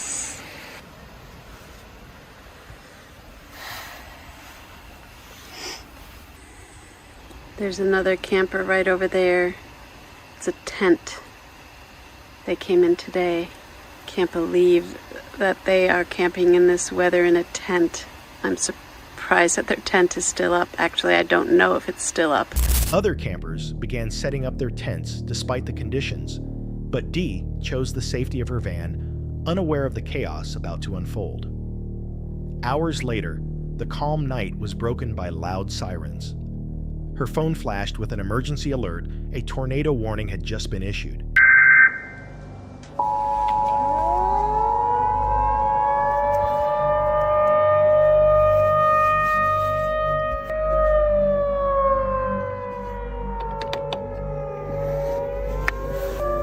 don't know what to do.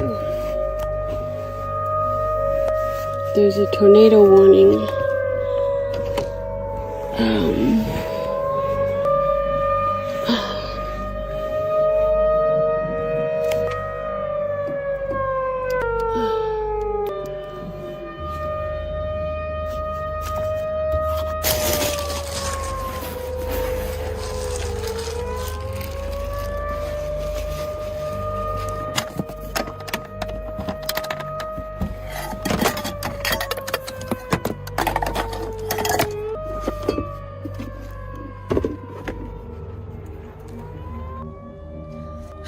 So there was a severe thunderstorm warning, tornado warning issued just a minute ago.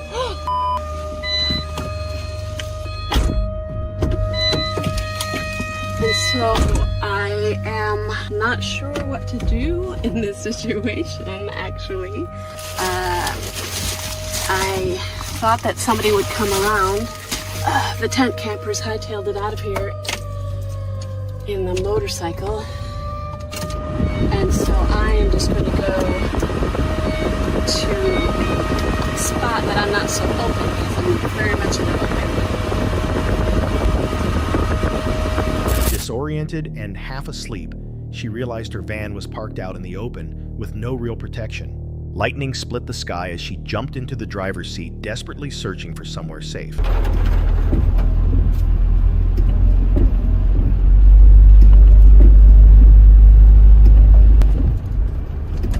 Here's the bathroom shelter.